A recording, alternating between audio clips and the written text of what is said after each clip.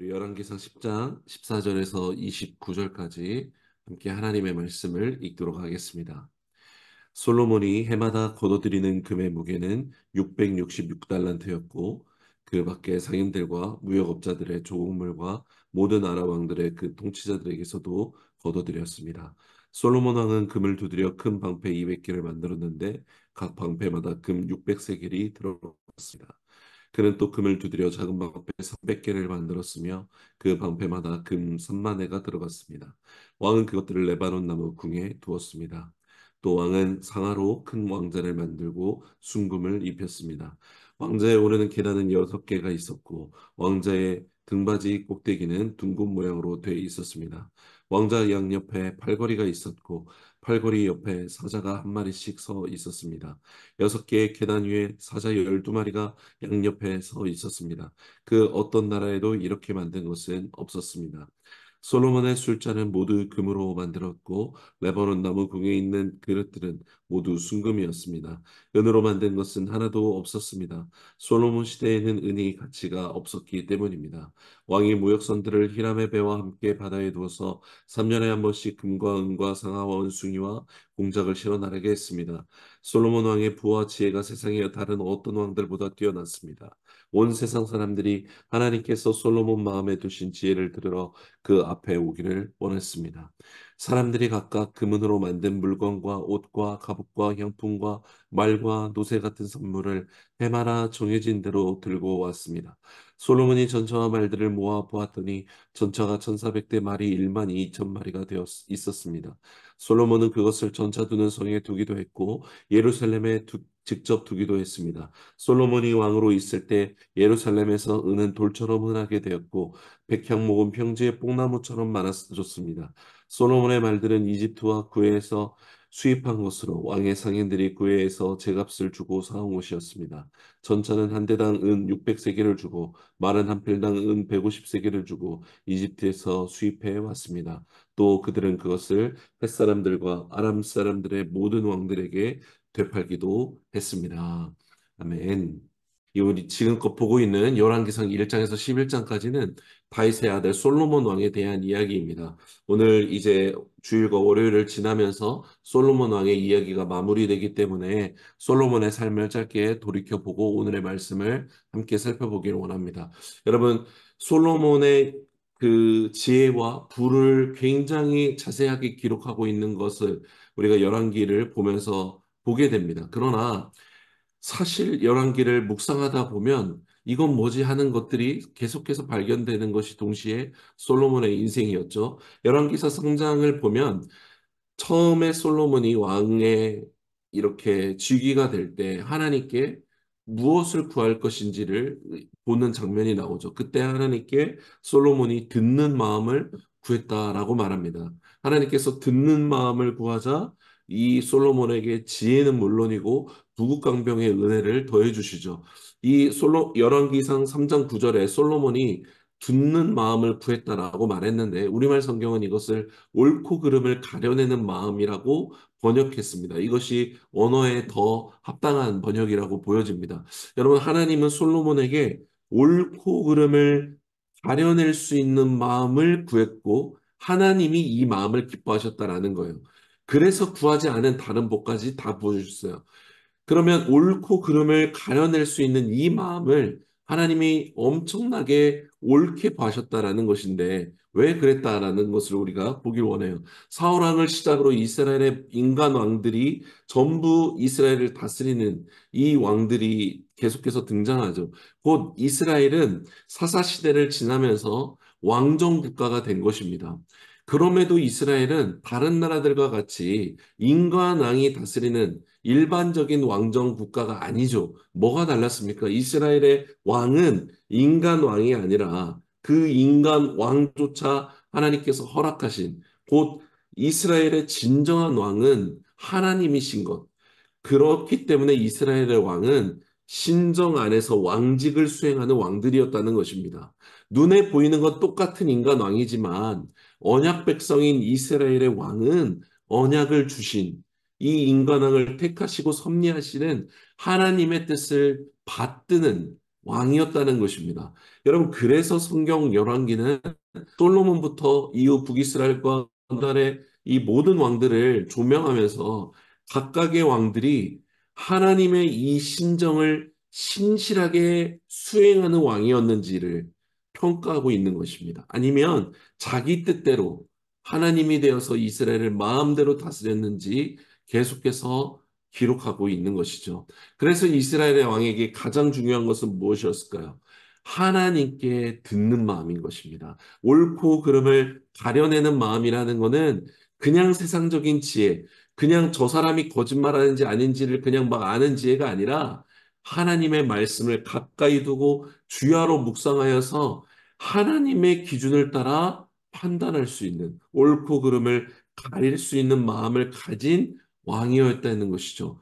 그래서 하나님께서 솔로몬이 듣는 마음을 구할 때 그에게 모든 복을 더해 주신 것이죠. 여러분, 이스라엘의 첫 번째 왕 사울이 왜 버림받았습니까?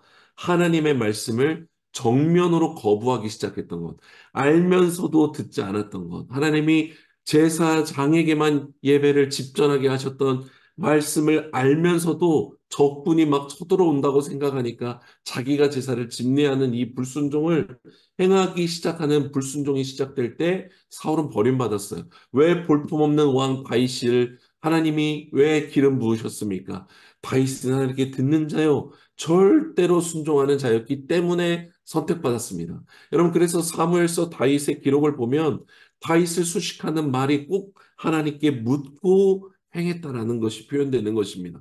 여러분, 솔로몬이 옳고 그름을 가려내는 마음을 구했다는 것, 이것은 다윗을 통해서 하나님의 통치를 받드는 신정 안에 왕정을 구했다라는 것을 명확하게 보여주는 것이죠.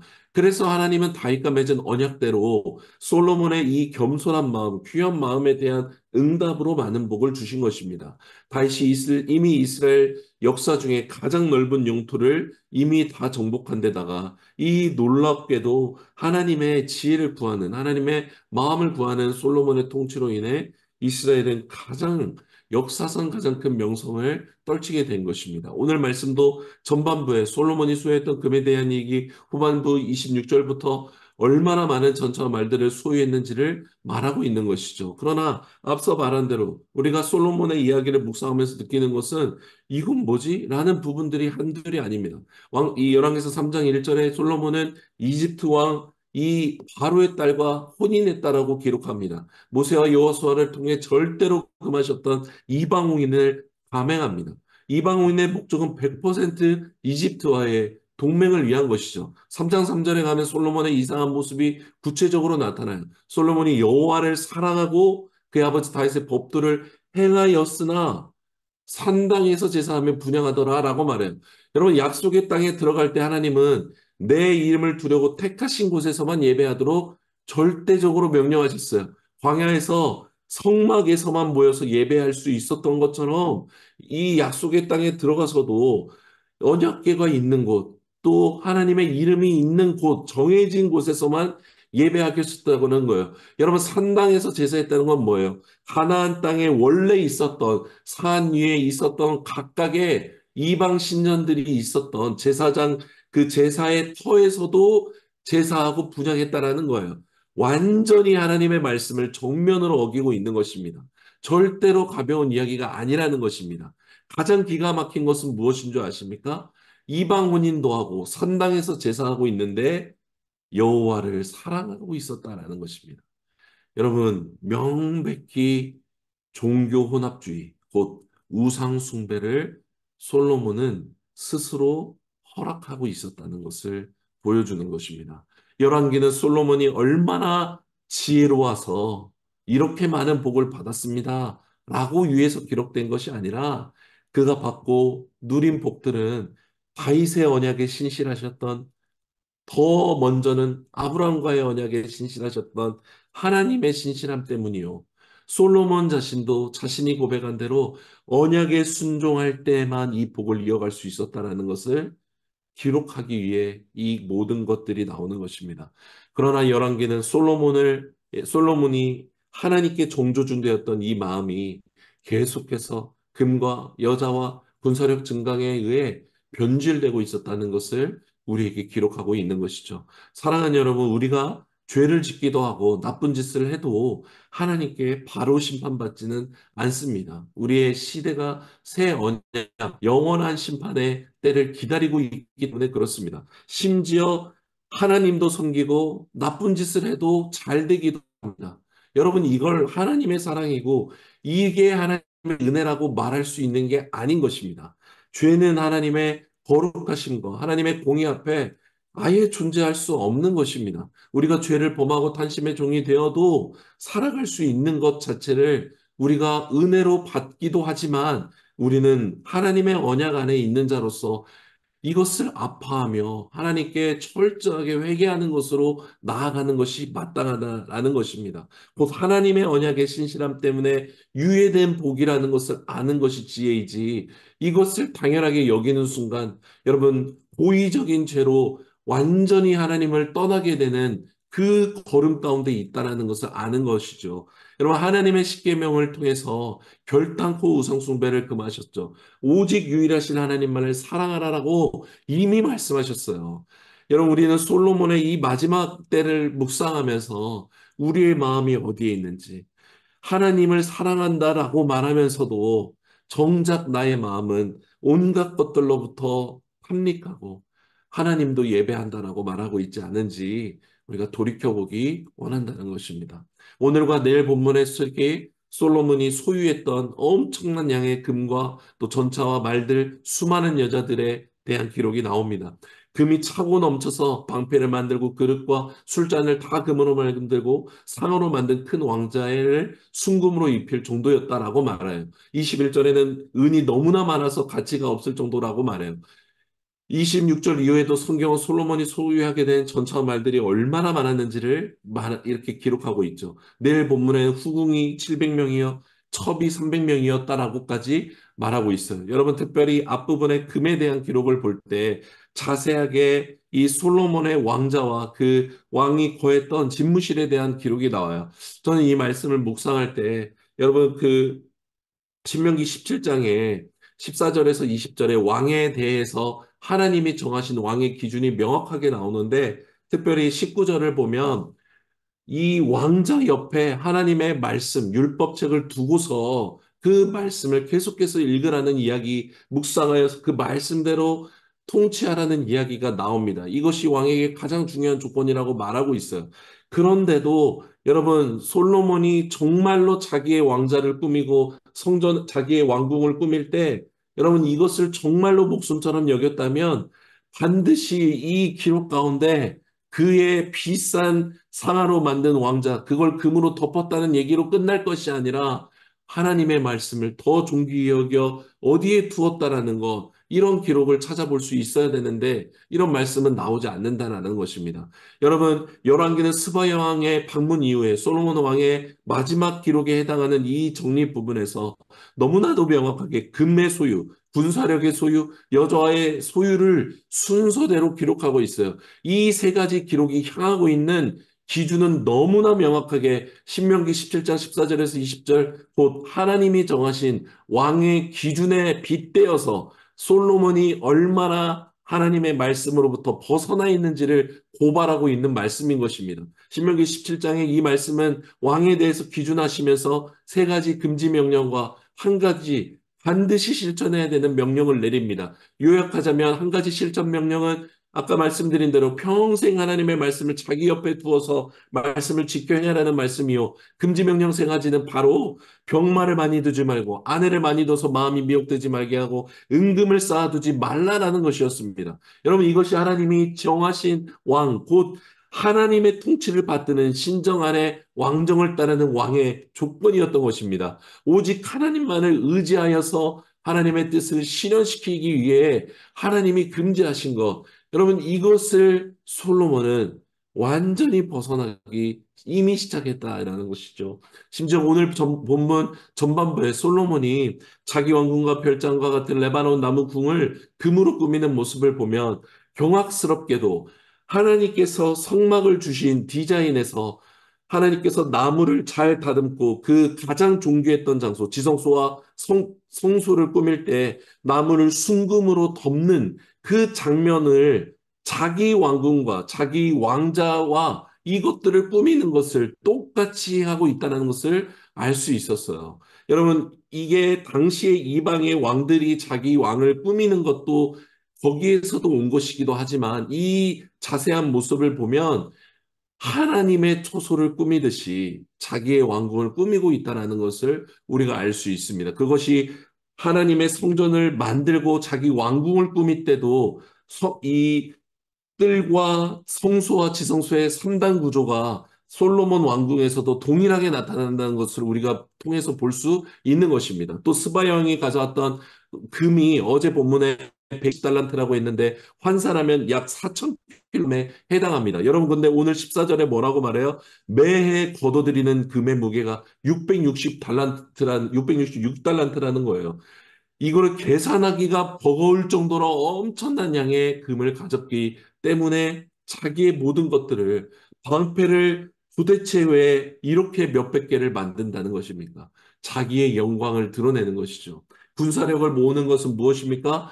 하나님의 전능하심을 의지하는 게 아니라 인간의 힘으로 이 나라를 유지하고자 했다라는 것입니다. 여러분, 하나님께서 여호수아가 약속의 땅을 정복할 때 군사력이 강해서 너희가 이 땅을 정복하는 게 아니라는 것을 너무나 명확하게 보여주시죠. 여리고성을 점령할 때 군사력으로 점령한 게 아니었죠. 여러분, 이 여호수아가 이 철기 문명이었던 당시 가나안 사람들을 정복할 때 무기가 좋아서 이긴 게 아니라 여러분 철저하게 하나님이 승리케 하신다는 것을 이미 경험케 하셨는데도 불구하고 군사력을 의지해 하나님의 나라, 하나님이 다스리시는 땅을 유지할 수 있는 것처럼 솔로몬은 다시 타락해 갔다라는 것이죠. 또 두 가지 더 보기 원하는 것은 우리 성전을 건축한 기간이 7년이요. 자기 왕궁을 지을 때 13년이 걸려요. 여러분 성전 봉헌식을 왕궁을 다 짓고 나서 행해요. 성전보다 왕궁을 2배 정도 더 크게 짓고 성전을 지을 때는 크고 귀한 돌을 기초석에만 썼다라고 명확히 기록되어 있는데 왕궁을 지을 때 자기 집을 지을 때는 이 크고 귀한 돌을 잘 다듬어서 모든 것에 사용했다라고 기록하고 있어요.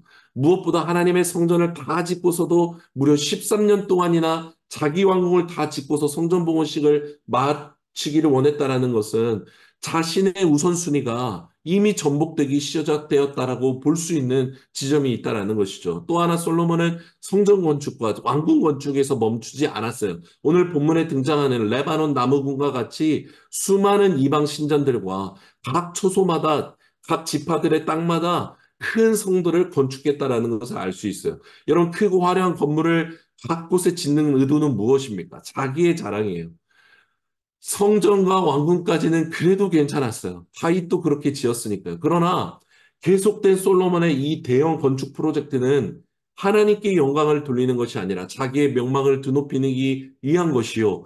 이 대형 건축 프로젝트로 말미암아 관리자였던 이스라엘 백성들조차 지쳐가기 시작했고 이스라엘 안에 언약 백성 안에 들어오고 종과 노예로 살아갔던 이스라엘 안에 곧 하나님의 통치 안에 있는 이방인들의 이 노동력 착취로 인해 그들의 고통은 똑같이 이집트의 노예로 살아갔던 이스라엘 백성의 착취와 같이 고통이 더욱 심해져 갔다라는 것을 우리가 보게 된다는 것입니다.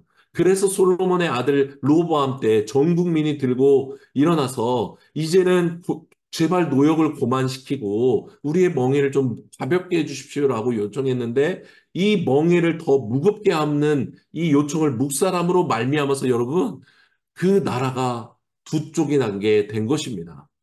그 정도로 솔로몬의 때에 이 대형 건축 프로젝트가 자기 백성들을 고통스럽게 했다라는 것입니다.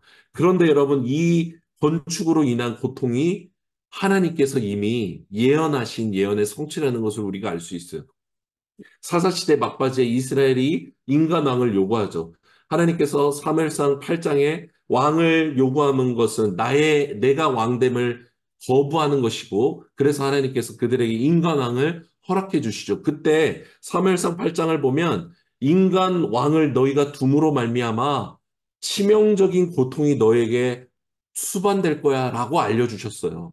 하나님이 왕 되실 때 주시는 은혜가 아니라 인간 왕을 둠으로 말미암아 가지는 고통. 경고의 내용을 간단히 요약하면 인과 낭으로 인해서 이스라엘들 너희들은 이제 병거를 끌어야 되고 왕의 밭을 너네가 갈아야 되고 왕의 가축을 너희가 관리해야 되고 이런 적인 고통이 에게 당하게 될 것이다라고 이미 경고하셨어요. 솔로몬의 타락의 모습은 예언된 인간의 왕이 가져올 고통의 성취가 이미 실현됐다라는 것을 보여주는 것입니다. 솔로몬은 금과 병마와 여자를 탐함으로 그의 마음이 완전히 변질되어 갔습니다. 하나님이 말씀하신 법을 정면으로 거역하는 왕으로 타락하기 시작했습니다. 그 시작은 하나님을 경외했지만 금과 여자와 병마의 소유로 무뎌졌고 마비되었고 변질되었던 것입니다. 하나님이 정하신 왕의 기준을 정면으로 거부하고 반역한 것입니다. 그리고 그 결과 열왕기상 11장에 솔로몬의 후궁들과 첩에 대한 기록 바로 이후에 그 여자들로 말미암아 솔로몬의 마음을 돌려놓았다라고 말했고 완전한 본격적인 우상 숭배에 빠져들어가게 됩니다. 그리고 다윗 때문에 솔로몬은 멸망당하지 않으나 솔로몬 이후로 이스라엘은 분열되었고 완전한 타락의 길을 걷게 되는 것입니다. 사랑하는 여러분, 하나님은 하지 말라라고 말씀하셨고 하나님이 분명히 우리의 마음과 양심 가운데 안 하는 게 맞다는 걸 우리가 알면서도 취하고 있는 탐닉들, 쾌락들, 육체적인 누림은 여러분 우리의 마음을 둔하게 만들고 결국은 이것이 하나님의 말씀을 정면으로 거역하게 만드는 거예요. 스스로가 우리가 하나님의 반역에 이르는 일을 행하게 만드는 것입니다. 여러분, 우리가 하나님이 기뻐하지 않는다라는 것을 알면서도 수치하고 있는 탐닉들은 하나님께 고범죄가 되기 때문에 심각한 양심의 마비로 이어질 수밖에 없는 것입니다. 우리의 마음판에 새겨진 이 새 언약의 이 언약을 스스로가 찢어버리는 일을 행한다라는 것입니다. 실제적으로 우리의 삶에 비유하자면 배우자를 내가 사랑한다라고 말하면서 다른 여자들, 이성에게서 오는 탐닉들을 취하는 것은 심각한 고범죄가 되고 이것은 사실은 나만 아는 것이죠. 내 배우자는 몰라요. 그렇지만 그러면서 집에 와서는 배우자를 사랑하는 것처럼 대하는 것으로 스스로 거짓말쟁이가 되고 그 마음과 양심은 완전히 마비되는 것입니다. 두 가지 반응만 남게 돼요. 가책이 싫고 불편한 게 싫으니까 하나님을 법을 떠나 이혼해버리거나 관계를 끊어버리는 것으로 나아가는 것이요. 아니면 관계는 유지하되 양심의 화인 맞은 자가 되어 완전히 마비된 인생으로 죄의 길로 나아가게 되는 것입니다. 심각한 문제는 이 길에서 하나님을 사랑한다라고 여전히 말하는 것입니다. 버젓이 하나님을 예배하는 것을 두려워하지 않는다는 거예요.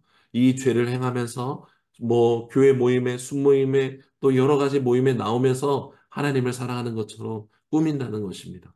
그러나 그 중심에는 어떠한 하나님의 거룩도 찾아볼 수 없습니다. 하나님의 사랑과 온유와 하나님의 그 용서와 용납을 찾아볼 수 없어요. 죄인이기 때문에. 그래서 반드시 그 사람은 선한 성령의 열매가 나타나지 않고 분노하고 원망하고 불평하고 자기가 마치 하나님 말씀 다 아는 것처럼 다른 사람을 난도질하기를 두려워하지 않는 것입니다. 죄인이 죄인을 정죄하는 것이죠. 신명기 6장 5절 말씀대로 오직 유일하신 하나님을 사랑하는 그 사랑이 사라져버리게 되는 것입니다. 사랑하는 성도 여러분, 하나님 한 분만을 사랑하길 원합니다. 전심으로 사랑하길 원합니다. 하나님께서 우리에게 가르쳐 주신 사랑의 방법은 명확하게 하나님의 말씀을 사랑하는 것에서 시작합니다. 너무나 실제적이잖아요.